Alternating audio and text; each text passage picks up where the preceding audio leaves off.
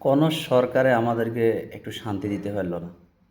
আগে যে সরকার ছিল তারও নেতাকর্মীরা বলে কারেন্টের এই সমস্যা ওই সমস্যা এরকম বকর কইরা ইউনিটের দাম বাড়িয়ে দিছে। সাধারণ মানুষের ভোগান্তি কিন্তু কমাইতে পারে নাই। এত মেগাওয়াট কিনছি, এত কিনছি, অমুক কিনছি, ওই অমুক বিদ্যুৎ চালু করতেছি, কোনো উপকার হয় নাই। এই সরকারও আসছে, এই সরকারে আসার আগে কত প্রতিশ্রুতি দিয়েছে, অমুক করবে, তমুক করবে, সমুক করবে। এখন দেখতে কারেন্ট শুধু যায় আসে, যায় আসে, এটাই। আপনাদের কারেন্ট যে থাকবে এটা কিন্তু নাই, মানে শুধু এখন নিয়ম হয়েছে যায় আসে, এবং আবার কি ইউনিটের দামও বাড়ায় দিতেছে। তো আমাদের ভোগান্তি কিন্তু কমবে না। এখন আমার প্রশ্ন হলো, ভাই, বাংলাদেশে এই যে কারেন্টের বিল কিন্তু কোনো মানুষ কিন্তু বাকি রাখে না, অথবা এক মাস যদি কোনো সমস্যা হয় পরের মাসে দিয়ে দিতে হয়, কারণ নাহলে ওনারা মিটার কেটে দিবে। মানুষ কিন্তু টাকা ধার কর্জা করি হইলেও টাকা দিয়ে দেয়। এবং কি আপনি দেখবেন আপনার মিটারও প্রত্যেকটা জায়গা থেকে কিন্তু চুরি করে কিন্তু টাকা কিন্তু বেশি করে কাটা হয়, কোনো জায়গা থেকে কম কাটা হয় না। ঠিক আছে না? আমি আমার নিজস্ব একটা উদাহরণ দিয়ে বলি। আমি ১ মাস বাড়িতে ছিলাম না, আমার ঘরে কেউ ছিল না, সবাই বেড়াইতে গেছে।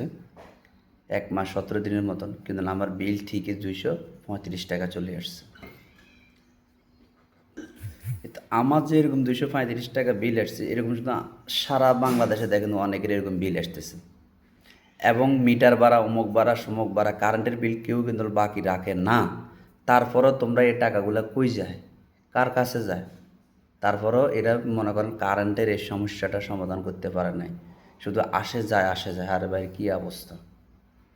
ভাবছিলাম নতুন কোনো সরকার আইলে যেভাবে প্রতিশ্রুতি দেয়, আমাকে ভোট দিলে আমি অমুক করবো তমুক করবো, পুরো একদম আপনার বিল্ডিংয়ের ভাঙ্গি আমি একদম স্বর্ণের তালগাছ বানাই দিমু। ভাই রে ভাই, কোনো মানুষের শান্তি দিতে পারে না। প্রত্যেকটা জায়গায় প্রত্যেকটা খবরে দেখতেছি বাংলাদেশে শুধু বিজলি কারেন্ট যায় আসে। কালকে সংসদে বিরোধী দলের নেতা বলছে যদি প্রত্যেকটা জায়গায় যদি এভাবে যদি কারেন্ট যদি যায়, তাহলে সর্বপ্রথম সংসদ ভবন থেকে শুরু হতে হবে। তখন স্পিকার বলছে সংসদ ভবন যদি বন্ধ হয়ে যায় তাহলে কিভাবে রাষ্ট্র চলবে? তাহলে দেখেন, তারা নিরাপত্তা এই কারেন্ট মারেন এগুলি প্রতিশ্রুতি দিই, কারো ঘরে কোনো ভালোভাবে রাখতে পারবে না। আপনাকে ভয় দেখাইবে, টাকা না দিলে তোমার মিটার কেটে নিয়ে যাব, টাকা না দিলে তোমার কারেন্ট সংযোগ দেবো না, এগুলি দেখাবে। কিন্তু ওই যে মাস শেষে ওই বেটা আইসা ঠিকই আপনার মিটার থেকে রেটিং লিখে নিয়ে যাচ্ছে। হ্যাঁ, ৩ টাকাটা ৪ টাকা, ৪ টাকা ইউনিট তো আবার বাড়তে এসছে। আবার দেখবেন ২ দিন পরে আবার ইউনিট বাড়িয়ে দেবে। তারপরেও কিন্তু কারেন্টের আমাদের সমাধান হবে না। তোরা অন্তত একটা জিনিস গরমকালে একটা জিনিস সমাধান, এত কোটি কোটি টাকা আসে প্রত্যেকটা মাসে বছরে, এই টাকাগুলো কই যায়?